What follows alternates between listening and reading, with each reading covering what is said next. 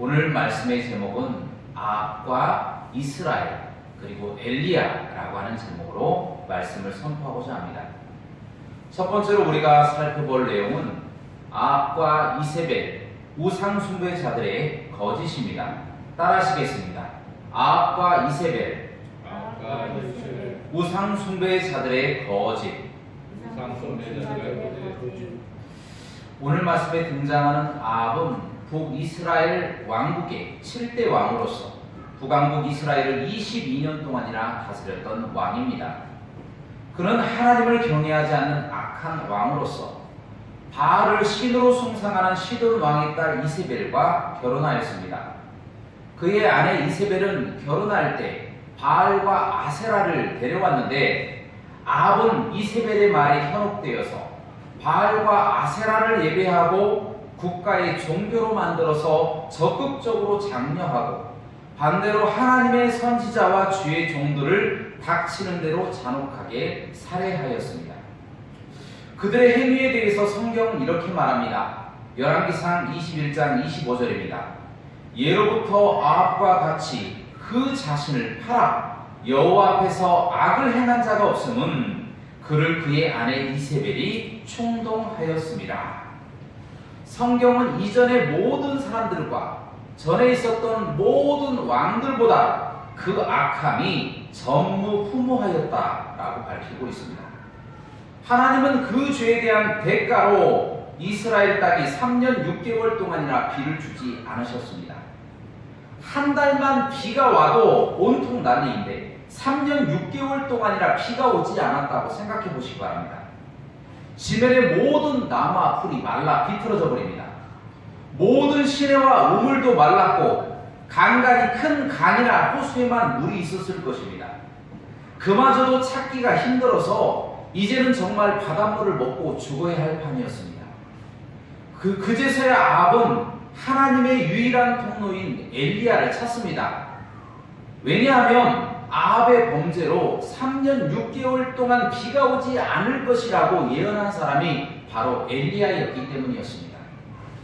아합은 광야에 서 있는 엘리야를 보고 너 이스라엘을 괴롭게 하는 자야! 소리치며 당장 비를 내리게 하라고 다그치기 시작합니다. 죄를 회개할 생각은 조금도 없고 적반하장격으로 엘리야에게 죄를 뒤집어 씌우는 것입니다. 이것이 우상 숭배자들의 특징입니다. 거짓말을 너무나 잘합니다. 회개할 줄도 모릅니다. 죄를 다른 사람들에게 뒤집어 씌웁니다. 방자하고 교만하여 아나무인격으로 다른 사람을 하대합니다. 그러자 엘리야가 아합에게 이렇게 말합니다.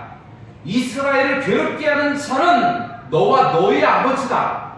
너희가 하나님을 버리고 우상을 숭배하고 백성으로 하여금 우상 숭배하였기 때문에 가뭄이 찾아온 것이다. 이것이 팩트죠. 이것이 진실입니다. 범죄한 자들 때문에 재앙이 찾아온 것입니다. 그런데도 우상 숭배자들은 늘 진실을 오도하고 거짓을 숭상합니다.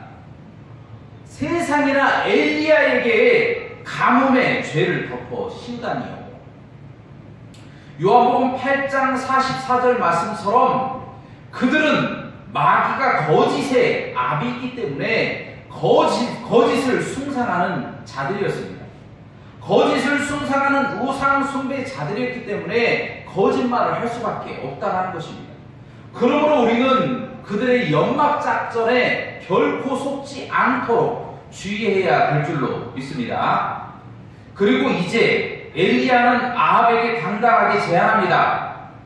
갈멜산으로 가서 바알 숭배자 450명과 아세라 숭배자 400명을 데리고 와라. 그리고 각자 송아지 한 마리씩 잡아놓고 불 붙이지 말고 기도해보자. 만약 하늘에서 그 위에 불이 떨어져 그것을 사르면 응답하는 신 그가 바로 하나님이 될 것이다 라고 말했다라는 것입니다. 아합은 그 즉시 바알 숭배자 450명과 아세라 숭배자 400명을 갈멜산으로 불렀습니다. 그들은 제단을 만들고 송아지를 잡아놓고 바알에게 빌기 시작합니다. 바알이여 우리에게 응답하소서, 바알이여 우리에게 응답하소서. 그런데 가짜 신이 응답을 하겠습니까? 아무리 불러도 정오가 지나도록 응답이 없습니다. 그러자 그들은 그들의 방법대로 칼과 창으로 자기 몸을 찌르고 베고 피가 철철 흐르도록 별짓을 다합니다. 저녁이 다 되도록 응답이 없자 모여있던 백성들은 하나둘씩 다 흩어져서 사라져버렸습니다. 여러분, 이것이 무엇을 말해줍니까? 가짜는 가짜다라는 겁니다. 가짜는 진짜일 수가 없다라는 겁니다. 아무리 속여도 나중에 다 들통이 납니다. 아무리 많은 수가 모여서 옷을 차려입고 정성을 들이고 예물을 드리고 화려한 곳에서 제사를 드려도 신이 가짜인데 응답하겠냐라고 하는 말입니다. 아무리 칼과 창으로 자기 몸을 찌르고 베고 별짓 다 한다고 할지라도 가짜는 진짜가 될 수가 없다는 것입니다. 여러분, 이것이 진실입니다. 그런데 안타깝게도 현재 많은 사람들이 바알과 아세라 숭배자들처럼 미신에 빠져 있습니다.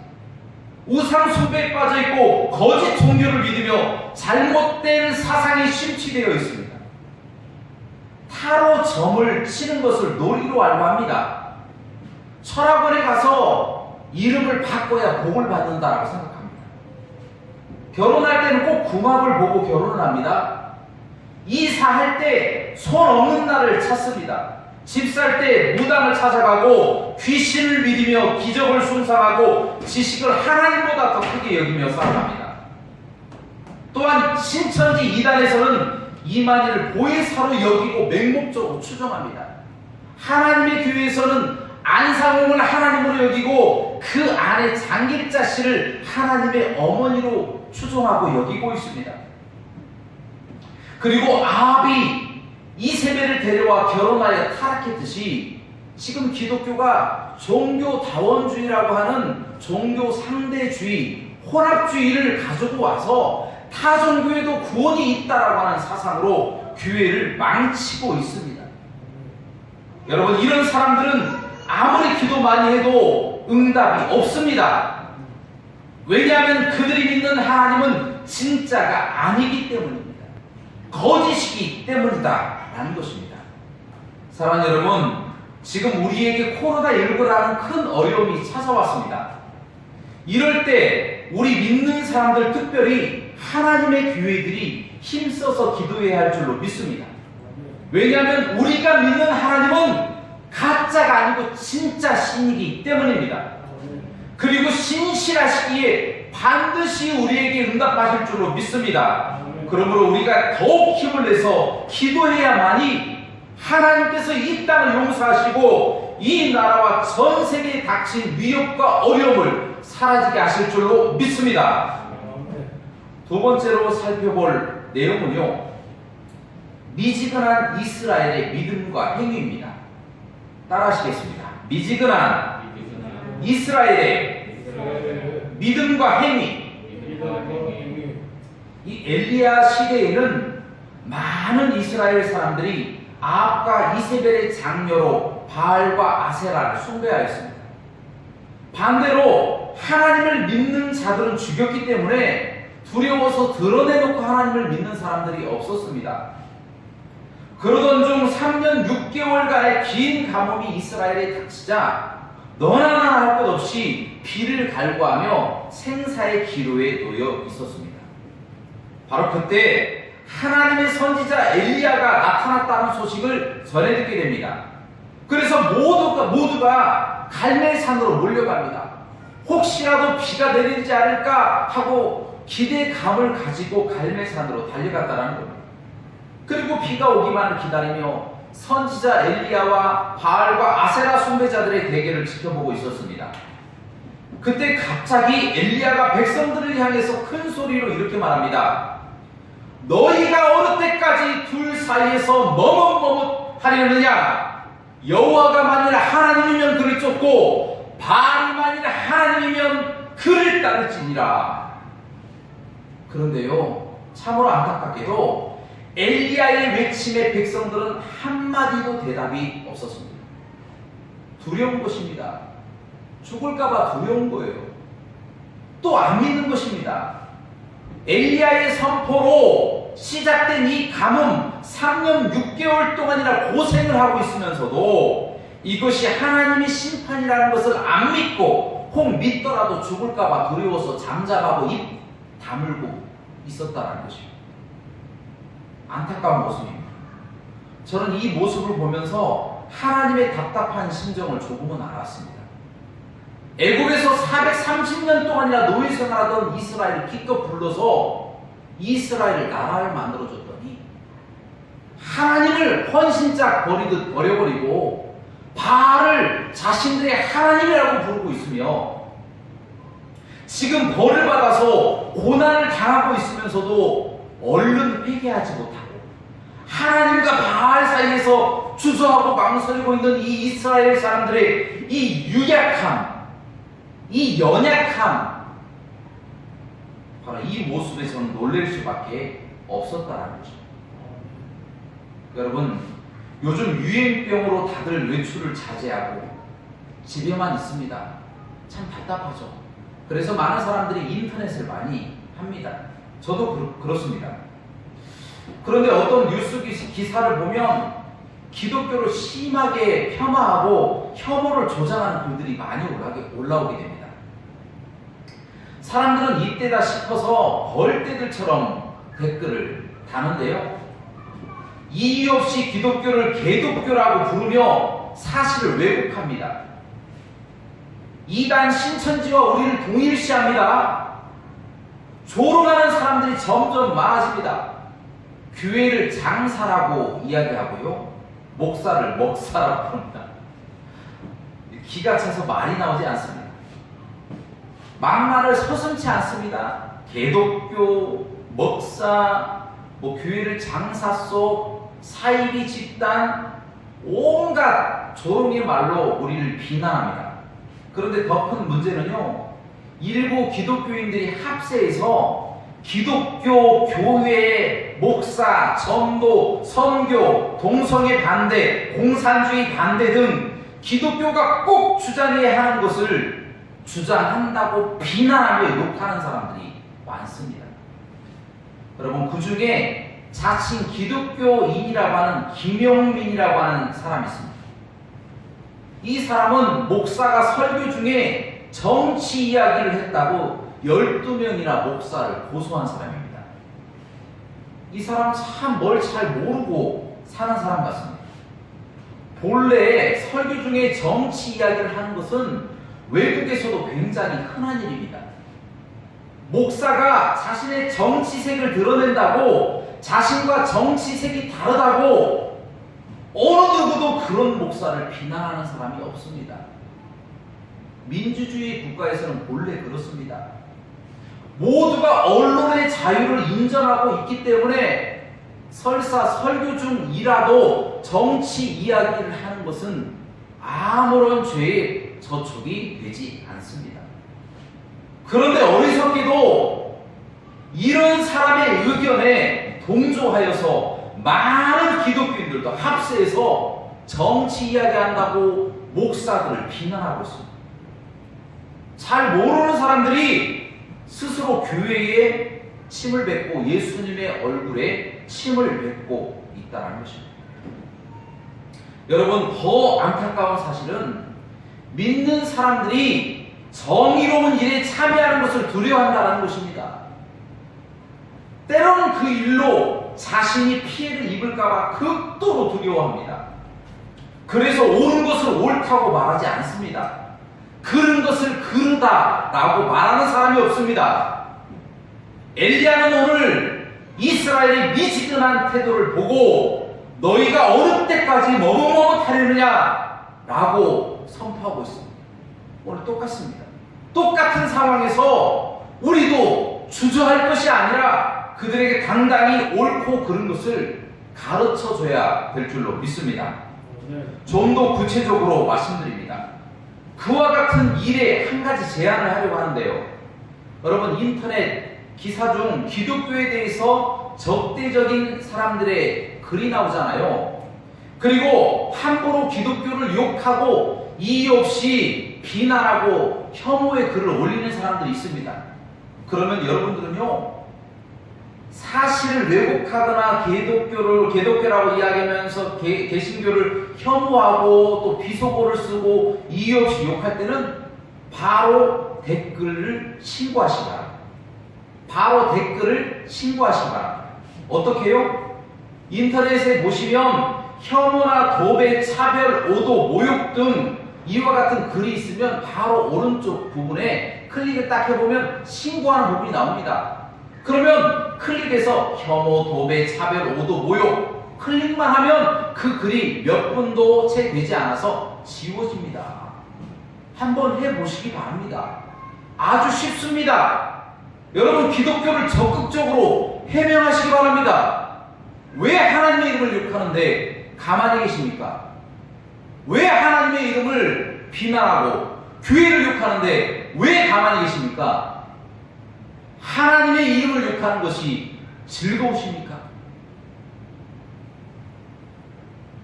그것이 당연한 것입니까?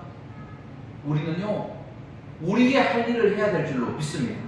적극적으로 클릭하세요. 신고하세요. 잘못되었다. 몇 번도 채 되지 않아서 그 댓글이 사라집니다. 기독교에 대해서 잘못 이야기하는 것들 다 사라집니다.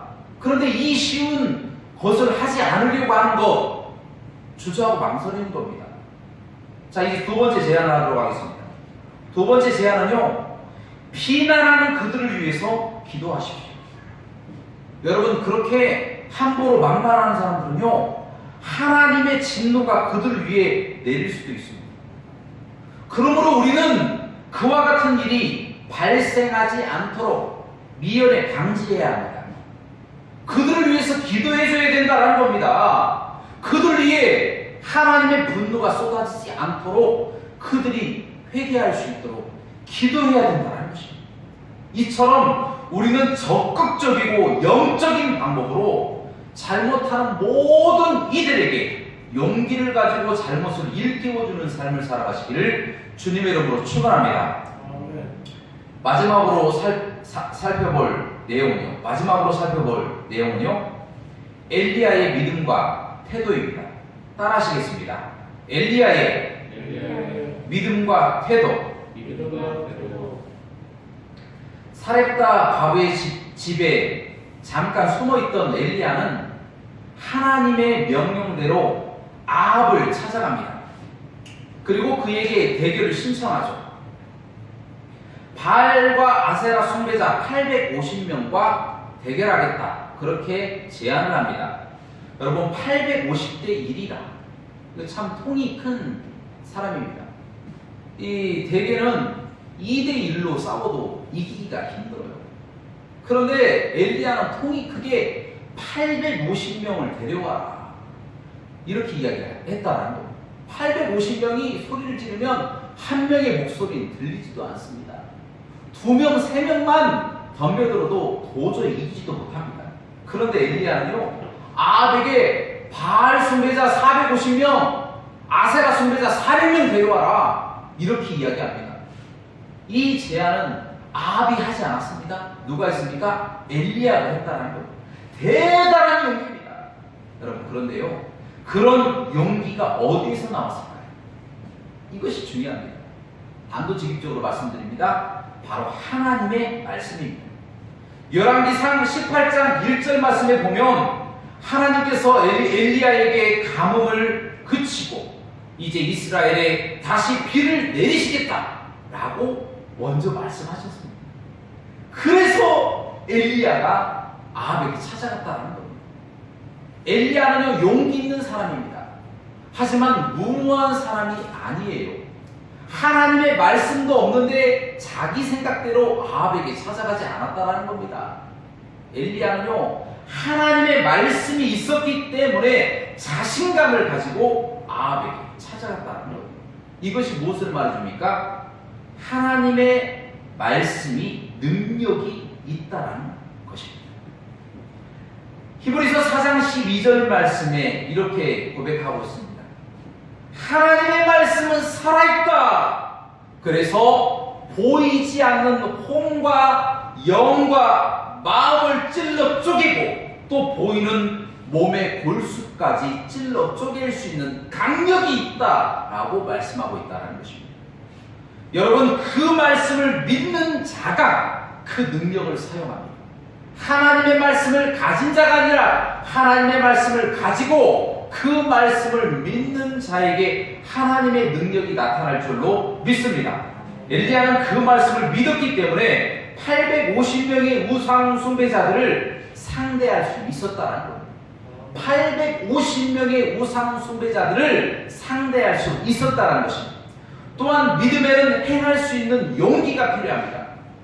바알과 아세라의 우상 숭배자들이 자기 몸을 찌르고 자르고 피가 철철 흘리도록 별짓을 다해도 저녁이 지나가도록 아무런 응답이 없게 되자 엘리야가 이제 그만 좀 해라. 이거 다 대결이 끝나게 생겼다. 이제 내가 한번 해보겠다. 라고 하면서 엘리야가 큰 소리로 이스라엘 사람들을 부릅니다. 이스라엘 사람들아, 다 모여라! 하고 이스라엘 사람들을 다 불러 모읍니다. 그리고 모인 사람들 앞에서 먼저 무너져버렸던, 아합이 무너뜨려버렸던 여호와 하나님의 제단을 다시 수축합니다.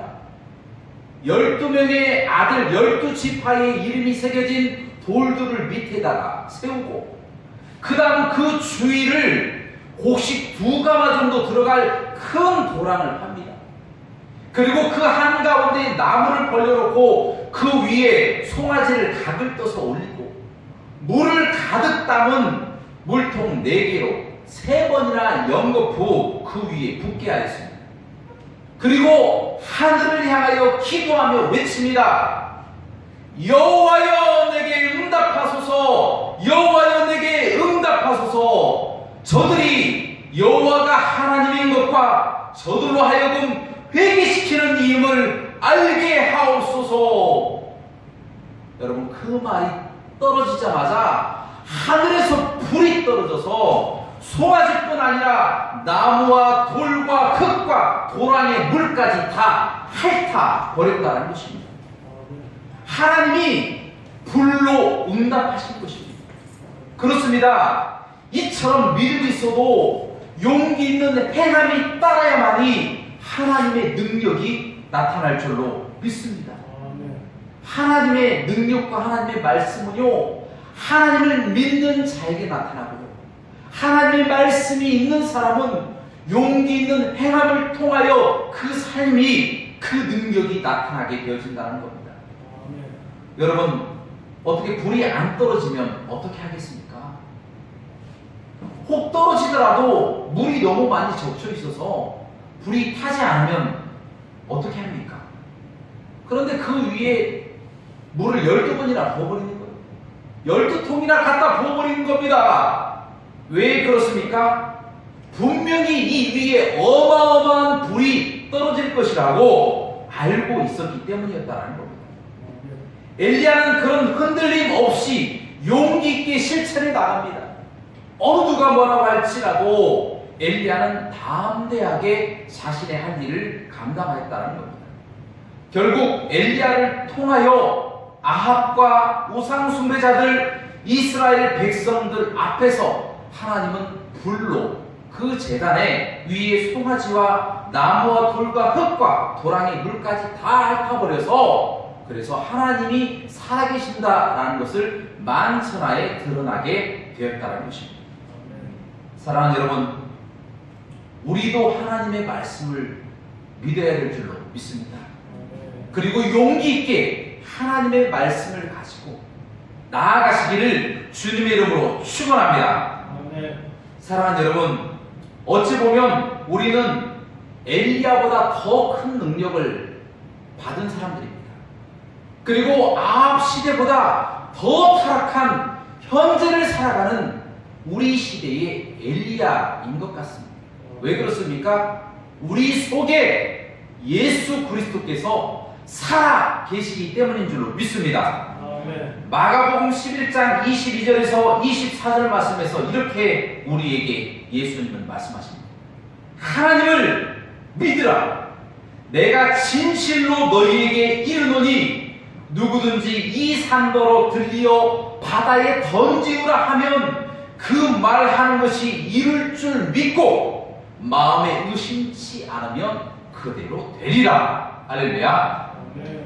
예수 그리스도를 믿는 자들 속에 예수님이 계시기 때문에 엘리야 시대에 하늘에서 불이 떨어뜨리게 하신 그 하나님의 능력, 그 능력이 우리와 함께 계신다. 그래서 우리 또한 이 산더러 들려서 바다에 던지우라 하면 스스로 그렇게 되는 능력이 나타나게 되어진다라는 것입니다. 사랑하는 여러분, 우리는 살을 옮길 만한 믿음을 소유한 사람인 줄로 믿습니다. 지금 현재 코로나19라고 하는 이 바이러스가 이 나라와 온 세계에 다 퍼져 있습니다. 우리가 이와 같은 어려움을 어떻게 극복합니까? 우리의 힘과 우리의 능력으로 안 됩니다. 이것을 어떻게 막습니까? 공기 중에 비말로 모든 바이러스로 퍼져나가는 이것을 막을 능력이 없습니다. 인터넷 뉴스에 보니까요, 심지어 잠복기가 언제인지도 모른다라고 이야기를 하고 있습니다. 보통은 14일이면 자연 소멸이 된다라고 이야기를 하는데요, 14일뿐만 아니라 그 이후에 확진 판정을 받고 이제 다 나았다라고 하는 다른 확진 판정을 받고 나가서 또다시 전염을 일으킬 가능성도 있다라고 보고되고 있다는 겁니다. 우리의 힘과 우리의 능력으로 막을 방법이 없다는 것입니다. 바로 이러한 시대에 능력 있는 우리, 믿음 있는 우리, 하나님을 경외하는 우리, 엘리야와 같은 능력을 가진 우리 속에 예수 그리스도께서 거주하고 계시기 때문에 능력 있는 우리가 하나님께 기도해야 될 줄로 믿습니다. 그래서 우리의 용기 있는 삶, 우리의 거룩한 삶, 우리의 언행, 우리의 심사로 하나님의 거룩하신 능력을 세상에 나타내야 될 줄로 믿습니다.